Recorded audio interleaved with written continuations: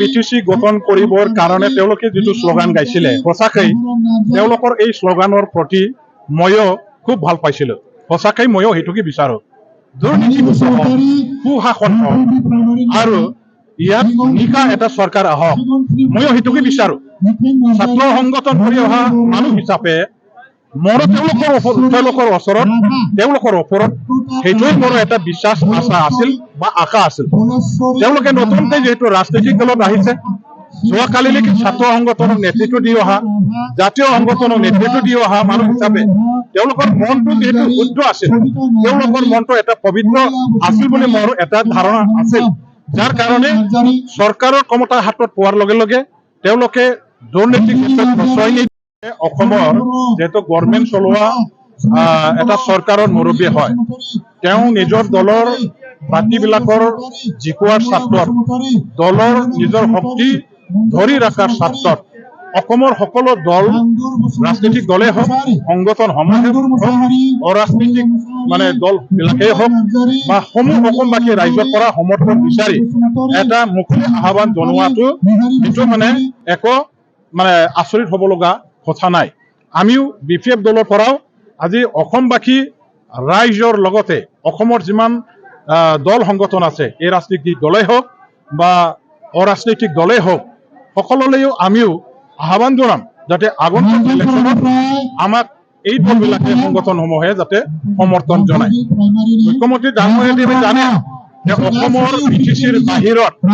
গোৱালপাৰাই হওক, কামৰূপে হওক, আমাৰ দৰঙে হওক, গোলাঘাট, ডিব্ৰুগড়, শিৱসাগৰ, নগাঁও, মৰিগাঁও, সেইবিলাকত যিসকল আমাৰ বড়ো ভাই বন্ধুসকল আছে, তেওঁলোকে BPFৰ নেতৃত্বতহে চলে আৰু BPF দলৰ লগতহে BTCৰ বাহিৰত আন জিলাবিলাকত থকা বড়ো ৰাইজে সদায় সুসম্পৰ্ক বজাই ৰখাৰ কাৰণে BPFৰ কথা মতে যিহেতু চলে, BPFৰ বাহিৰত তেওঁলোকে নুবুজে। ইয়াৰ কাৰণে BTC অঞ্চলৰ বাহিৰত থকা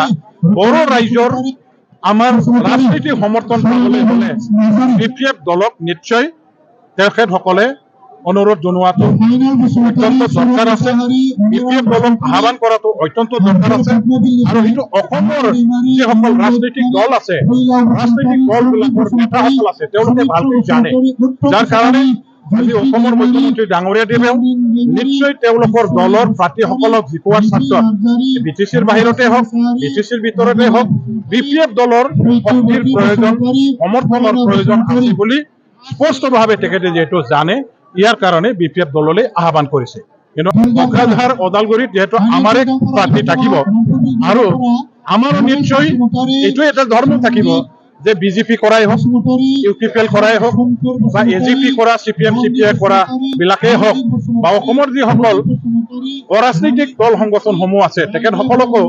BTC উন্নয়নৰ স্বাৰ্থত, BTC সুৰক্ষাৰ স্বাৰ্থত,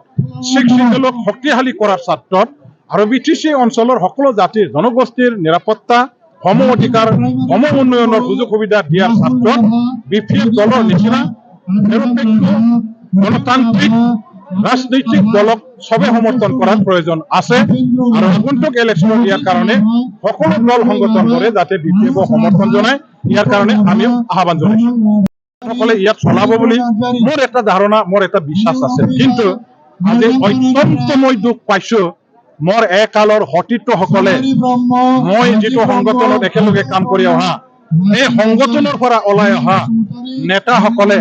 ক্ষমতা ৰাজনীতিৰ এই পথাৰত ভৰি দিয়াৰ পাছত হাতৰ শক্তিৰ ক্ষমতাটো হাতত লৈ পেলাই যিটো তেওঁলোকে অসৎ উপায়েৰে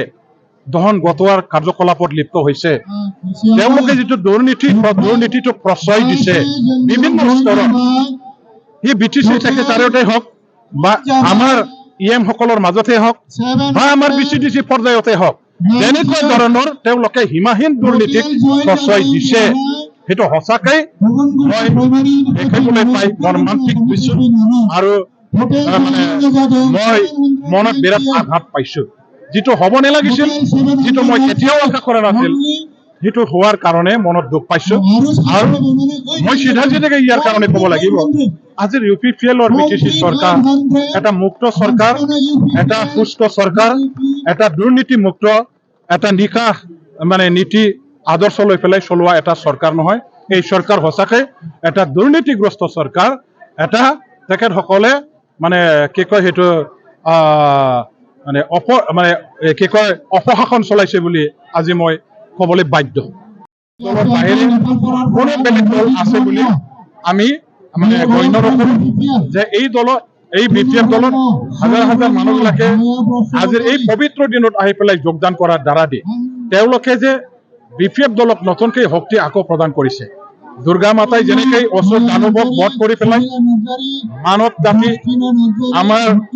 দেৱ দেৱীক ৰক্ষা কৰিছিলে, এই ধৰ্ম শান্তি এইখন পৃথিৱীত স্থাপিত কৰিছিলে, ঠিক তেনেকৈ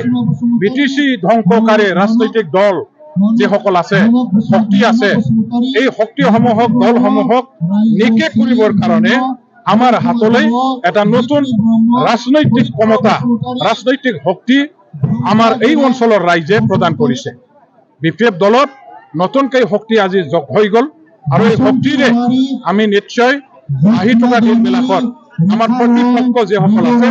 তেখেতসকলক অনাশায়ে আমি পৰাভূত কৰিব পাৰিম। আমি বিজয় জান্ধা আমাৰ এই অঞ্চলত BPF দলে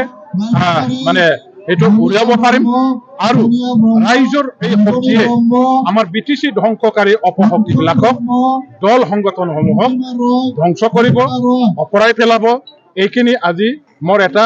এই পবিত্ৰ দিনটোত আজিৰ কাৰ্যসূচীৰ দ্বাৰা দি মই আশা ৰাখিছোঁ আৰু ভগৱানৰ ওচৰত দুৰ্গা মাতাৰ ওচৰত মই সেইটোকে কামনা কৰি পেলাই প্ৰাৰ্থনা জনাইছোঁ। অঞ্চলৰ বিশেষকৈ আমাৰ নেশ্যনেল হাইৱেৰ উত্তৰ পাৰে যিসকল আছে পিছ পৰি থকা অঞ্চলৰ ৰাইজ, এই অঞ্চলত বসবাস কৰা বিভিন্ন জাতি জনগোষ্ঠীৰ ৰাইজে কিছুমান UPPL লগত আছে, কিছুমানে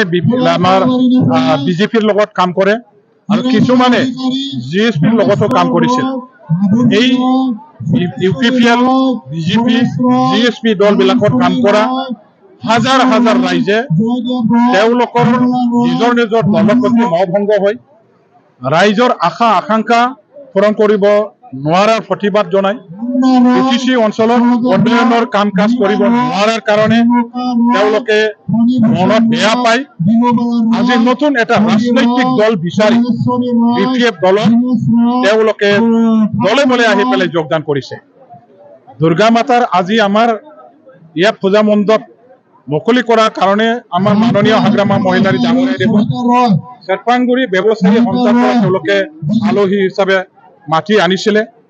আৰু এই সুযোগতে এই অঞ্চলত বসবাস কৰা বিভিন্ন দল সংগঠন কৰা ৰাইজে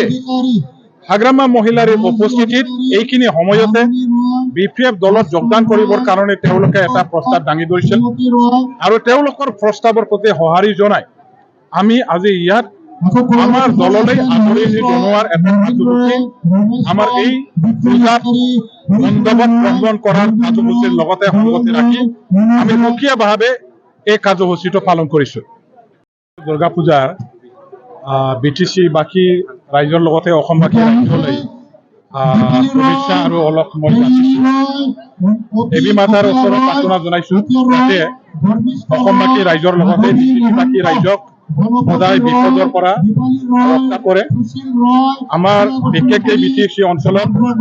শান্তি সম্প্ৰীতি আৰু প্ৰগতিৰ কাৰণে